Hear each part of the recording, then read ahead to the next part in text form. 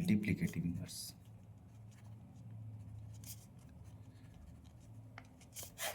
ये भी बहुत ही ईजी है। कंसीडर एक हमने एक नंबर लिया 4, ठीक है, तो हमें मल्टीप्लाई करना है इस नंबर से। बिल्कुल, आप देखो, आपको कोई ये रॉकेट साइंस कॉन्सेप्ट नहीं है, इसके नाम में इसकी डेफिनेशन छुपी होती है।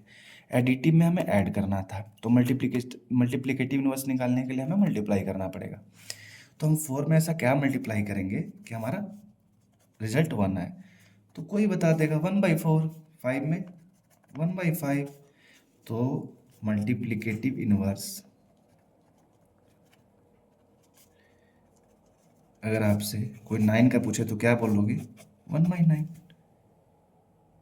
तो आज हमने सारे कॉन्सेप्ट्स को बहुत ही अच्छे से पढ़ा है, और मैं अब इसको समराइज़ कर देता हूँ।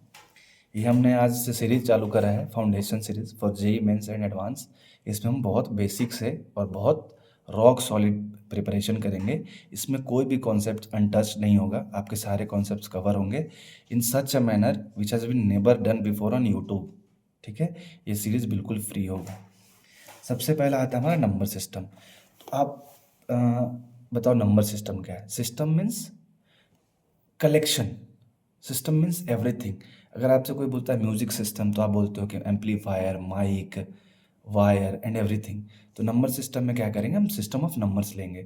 तो हमारे पास जो सबसे बड़ा नंबर होता है रियल नंबर, मीन्स जो एग्जिस्ट कर रहे हैं, और एक होगा इमेजिनरी नंबर जो एग्जिस्ट नहीं कर रहे हैं। आयोटा का नाम सुना होगा आपने, हम वो फर्दर क्लासेस में पढ़ेंगे in the chapter complex number. तो अभी हम रियल नंबर की बात करते हैं।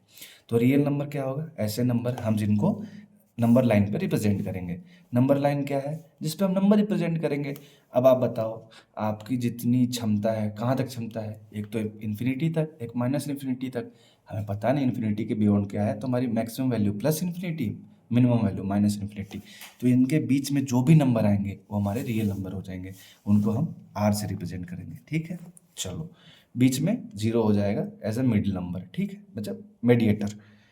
अब हम बात करते हैं जीरो से इन्फिनिटी की तरफ जाते हैं। तो अगर हम जीरो को इंक्लूड ना करें और काउंटिंग नंबर्स को लें 1 से इन्फिनिटी, तो वो क्या हो जाएगा? Natural number. और हमने जीरो को भी इंक्लूड कर लिया, वो क्या हो जाएगा? Whole number. नेचुरल नंबर को हम एन से रिप्रेजेंट करेंगे, होल नंबर को हम डब्ल्यू से रिप्रेजेंट करेंगे। हमारे सेट में आगे दो कॉन्सेप्ट्स आने वाले हैं, एक इंटरसेक्शन और एक यूनियन। यूनियन मतलब संघ, एडिशन। तो हम लिख सकते हैं होल नंबर को हम क्या लिख सकते हैं? Natural number union zero. क्यों? क्योंकि नेचुरल नंबर में हम जीरो इंक्लूड नहीं करते हैं। अगर हम नेचुरल नंबर में जीरो इंक्लूड कर देंगे तो क्या हो जाएगा? होल नंबर हो जाएगा। इंटरसेक्शन मतलब कॉमन, जो इंटरसेक्ट कर रहा है। इंटरसेक्ट में हम क्या करते हैं? कॉमन एरिया निकालते हैं, उसे कहेंगे इंटरसेक्शन। ये अगले चैप्टर, जो आपका नेक्स्ट चैप्टर है, उसमें इसका कॉन्सेप्ट और भी अच्छे से क्लियर हो जाएगा। अगला हमारा आता है इंटीजर्स।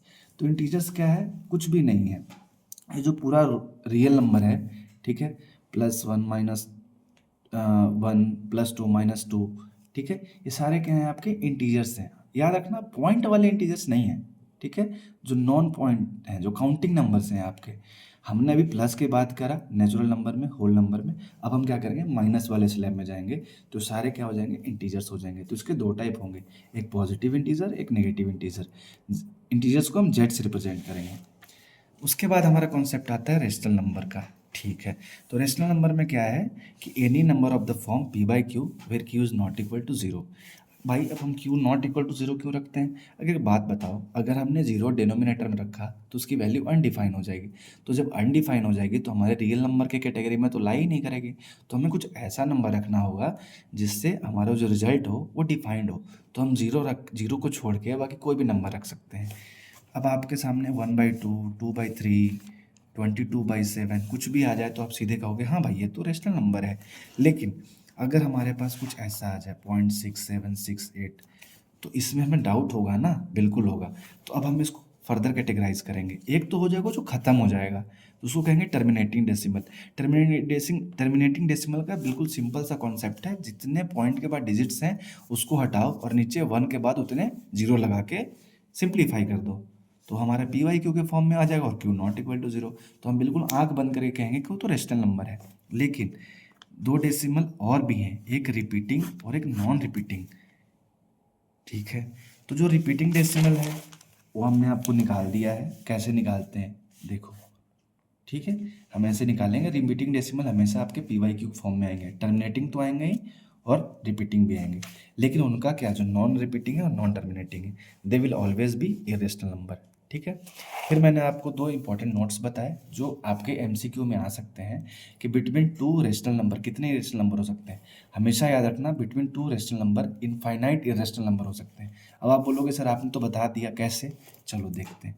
अगर हमसे कोई पूछे 1/2 और 1 के बीच में कितने रेशनल नंबर होंगे, कुछ नहीं है, 1/2 हो जाएगा, 1/3 हो जाएगा, सॉरी 1/2 और 1 के बीच में ये 0.5 है और ये 1 है, तो आप कहोगे 0.51, 0.52, 0.53, 0.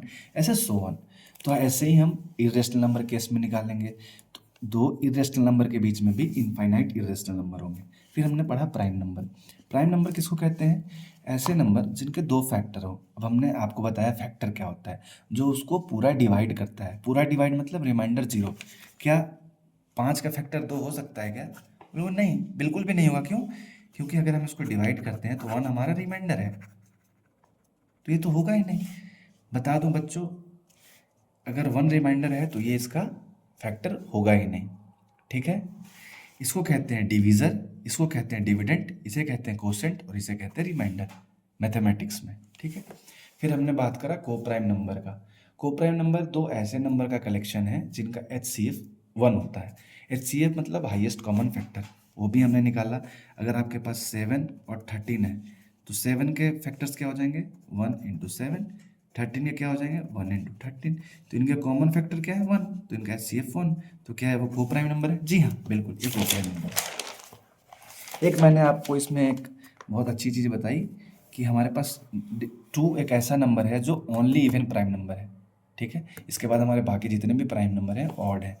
ऑड इवन का तो आपको पता होगा, ऑड नंबर उन्हें कहते हैं जो 2 से डिविजिबल नहीं होते हैं। डिविजिबल नहीं होते हैं इसका मतलब हमारा रिमाइंडर 0 नहीं आएगा, जैसे कि 1, 3, 5, 7। और इवन नंबर किसे कहते हैं, जो 2 से पूरे डिविजिबल है, मतलब जब हम उनको 2 से डिवाइड करेंगे तो उनका रिमाइंडर 0 आएगा, ठीक है। हमने फिर बात करा एडिटिव इनवर्स और मल्टीप्लिकेटिव इनवर्स का। तो देखो इसका आंसर इसके क्वेश्चन में ही है। एडिटिव इनवर्स मतलब हमें कुछ ऐसा ऐड करना है। तो अगर हमारे पास किसी नंबर का एडिटिव इनवर्स निकालना है तो हमें एक ऐसा नंबर ऐड करना होगा जिससे उसका रिजल्ट 0 हो जाए। फॉर एग्जाम्पल अगर हम इसी को रिवर्स करके पूछते हैं कि -5 का एडिटिव इनवर्स क्या होगा, तो हम -5 में ऐसा क्या ऐड करेंगे कि 0 हो जाएगा, +5। बहुत ही सिंपल है। फिर हमने पढ़ा मल्टीप्लिकेटिव इनवर्स। मल्टीप्लिकेटिव इनवर्स का नंबर है कि किसी नंबर में ऐसे नंबर को मल्टीप्लाई करेंगे जिसका रिजल्ट 1 आए। तो चलो बहुत ही बढ़िया। तो 4 को हमने 1/4 से करेंगे तो 1 आ जाएगा, 5 को 1/5 करेंगे 1 आ जाएगा। तो ये था हमारा आज का लेक्चर। आशा करता हूँ कि आपको लेक्चर पसंद आया होगा। ऐसे ही लेक्चर को देखने के लिए इस चैनल को सब्सक्राइब करें, अगर आपको पसंद आए तो लाइक करें, अपने दोस्तों के साथ शेयर करें। और इस यूट्यूब चैनल पे हर दिन एक वीडियो अपलोड होगा, एक या एक से ज़्यादा भी अपलोड होगा, जो आपके बेसिक फाउंडेशन सीरीज़ के लिए होगा, जो आपके इंटायर जेई के प्रिपरेशन को बूस्ट करेगा। Thank you for the video, please like the channel. Thank you for watching, please like the video and subscribe the channel. Thank you.